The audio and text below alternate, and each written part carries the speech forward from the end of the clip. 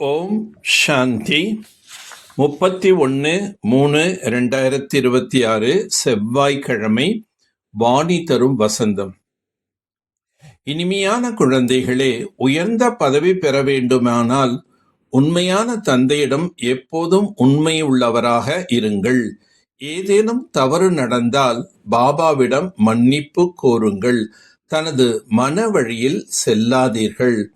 யாருக்கு ஈஸ்வரிய குடும்பத்திடம் அன்பு உள்ளதோ, யாருக்கு இரவும் பகலும் சேவை பற்றிய அக்கறை உள்ளதோ, அப்படிப்பட்ட சேவாதாரிகளாக, யார் கட்டளைப்படி நடப்பவராக உண்மை உள்ளவர்களாக இருக்கிறார்களோ, ஒருபோதும் தன் மனதின் வழிப்படி நடக்காதிருக்கிறார்களோ, பாபாவிடம் உண்மையாக தூய மனமுள்ளவராக இருக்கின்றார்களோ, அவர்கள் ஒருபோதும் மறைந்திருக்க முடியாது. தாய் தந்தையிடம் குழந்தைகளின் உறுதிமொழி: பாபா, எங்களுக்கு நீங்கள் ஒருவர்தான், வேறு யாரும் இல்லை. சிரேஷ்டமான தந்தையின் ஸ்ரீமத் படி யாராவது நடந்து கொள்வார்களானால் நிச்சயம் உயர்ந்த பதவி பெறுவார்கள் என்பது உறுதி.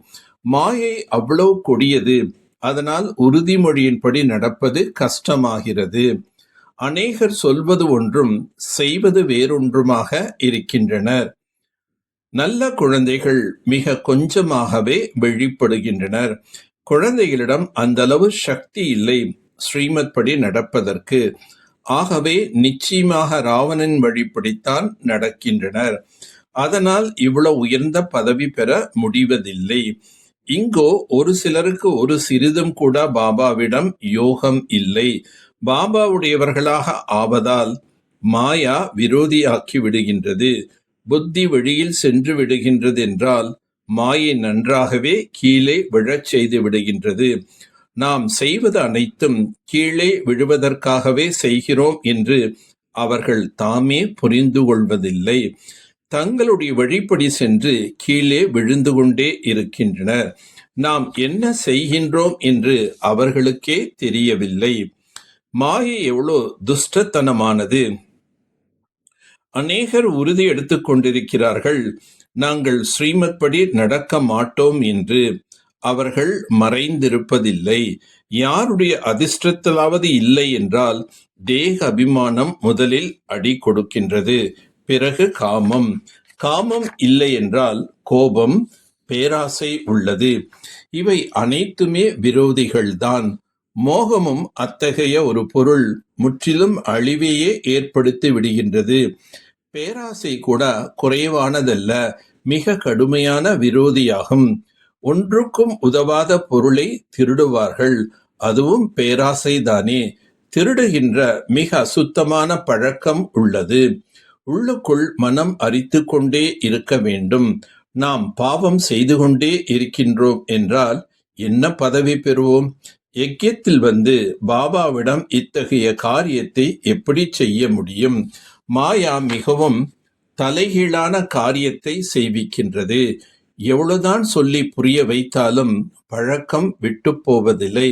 சிலர் பெயர் ரூபங்களில் சிக்கிக் கொள்கிறார்கள். மாயாவும் குறைந்தது அல்ல, மிகவும் தொந்தரவு செய்கின்றது. ஈஸ்வனுடையவராக ஆகிய பிறகும் கூட மாயாவின் வசம் ஆகி விடுகின்றனர். அநேக குழந்தைகள் செய்கின்றனர்: பாபா, நான் உங்கள் ஸ்ரீமத் படி நிச்சயமாக நடப்பேன் என்று. ஆனால் நடப்பதில்லை. உறுதிமொழி எடுக்கிறார்கள் என்றால் அதன்படி நடக்க வேண்டும் இல்லையா? மாயாவின் பூதங்களை விரட்ட வேண்டும். தேக அபிமானத்தின் பின்னால் அனைத்து பூதங்களும் வந்து ஒட்டி கொள்கின்றன. ஆகவே குழந்தைகள் மிகவும் எச்சரிக்கையுடன் இருக்க வேண்டும். பாபா எப்போதுமே சொல்வது என்னவென்றால், பிழையை சொல்லி மன்னிப்பு கேட்டுக்கொள்ளுங்கள். இல்லை என்றால் அந்த பாவம் விருத்தி அடைந்து கொண்டே போகும், பிறகு கீழே விழுந்து விடக்கூடும். முக்கியமாக யோகத்தினால்தான் காப்பாற்றப்படுவார்கள். அந்த யோகத்தில்தான் மிகவும் குறைவு உள்ளது. ஞானமோ மிகவும் சுலபமானது. மாயா முற்றிலும் மூக்கை பிடித்து யோகா செய்ய விடாதவாறு ஆக்கிவிடுகிறது. யோகா இருக்குமானால் சேவை மிக நன்றாக இருக்கும். பாவங்கள் பற்றிய பயம் இருக்க வேண்டும். தேக அபிமானத்தினால்தான் பிழைகள் நேர்கின்றன. அநேக தவறுகள் செய்கிறார்கள். அதனால் எச்சரிக்கை தரப்படுகின்றது. பாபாவின் வேலை சொல்லி புரிய வைப்பது. புரிய வைக்கவில்லை என்றால் சொல்வார்கள், எங்களுக்கு சொல்லவில்லையே என்று. நீங்கள் பாவம் செய்வீர்களானால் உங்களுக்கு மிக கடுமையான தண்டனை காத்திருக்கின்றது. பாபாவிடமிருந்து ஆஸ்தி பெறுவதற்காக வந்திருக்கிறீர்கள் என்றால் அதற்கு பதிலாக இரு காதுகளுமே வெட்டப்படுமாறு செய்யக்கூடாது இல்லையா? உண்மையுடன் பாபாவின் சேவையில் ஈடுபட்டிருக்க வேண்டும். முழு உண்மையுள்ளவர்களாக, கட்டளைப்படி நடப்பவர்களாக ஆக வேண்டும். ஈஸ்வரிய குடும்பத்தில் உண்மையான அன்பு வைக்க வேண்டும். ஸ்ரீமத் படி மன்மத் அல்லது ராவணின் வழியே கலக்க கூடாது. ஒரு பாபாவை தவிர வேறு யாரும் இல்லை. இந்த மன உறுதியில் திடமாக இருக்க வேண்டும். இதயத்தை சுத்தமாக பவித்திரமாக ஆக்க வேண்டும். ஆன்மீகத்தின் நறுமணத்தின் ஆதாரத்தில் அனைவருக்கும் பரமாத்மாவின் செய்தியை அழிக்கக்கூடிய விஸ்வ கல்யாணக்காரி ஆவீர்களாக. ஆன்மீகத்தின் அனைத்து சக்திகளும் சுயத்தில் தாரணை செய்து கொண்டீர்கள் என்றால் ஆன்மீகத்தின் நறுமணம் சுலபமாகவே அநேக ஆத்மாக்களை உங்கள் பக்கம் கவரப்படுமாறு செய்யும். எப்படி மனதின் சக்தி மூலமாக இயற்கையை தமோ பிரதான் நிலைந்து சத்தோ பிரதானமாக ஆக்குகிறீர்களோ அதேபோல் உங்களுக்கு முன்னால் வர முடியாமல் இருக்கும் உலகத்தின் மற்ற ஆத்மாக்களுக்கும் தூரத்தில் இருந்தபடியே உங்களது ஆன்மீக சக்தி மூலமாக தந்தையினுடைய அறிமுகம் அல்லது முக்கிய செய்தியை கொடுக்க முடிந்தவர்களாக இருப்பீர்கள். இந்த சூக்ஷ்ம இயந்திரத்தை தீவிரப்படுத்துங்கள். அப்பொழுது அநேக துடித்து கொண்டிருக்கும் ஆத்மாக்களுக்கு உயிர் பிச்சை கிடைக்கும். மேலும் நீங்கள் விஸ்வ கல்யாணக்காரி என்று அழைக்கப்படுவீர்கள். உங்களிடம் தூய்மையான மற்றும் சிறந்த எண்ணங்களை வெளிப்படையாக வைத்திருந்தீர்கள் என்றால் வீணானது இயல்பாகவே உள்ளடங்கி போய்விடும். எந்த நேரத்திலும் எந்த ஒரு நிலைமை வந்தாலும் தந்தையை துணையாக ஆக்கிக் கொண்டீர்கள் என்றால் நான் தனியாக இல்லை, என்னுடன் விசேஷ சக்தி இருக்கின்றது என்பதை அனுபவம் செய்வீர்கள்.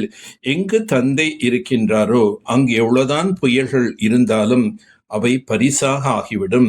நிச்சய புத்தி உடையவர்கள் வெற்றி பெறுவார். இந்த டைட்டில் பட்டத்தின் மூலமாக வெற்றியாளர் ஆகுங்கள் மற்றும் வெற்றியின் வருடம் கொண்டாடுங்கள். நல்லது. ஓம் சாந்தி, ஓம் சாந்தி, ஓம் சாந்தி.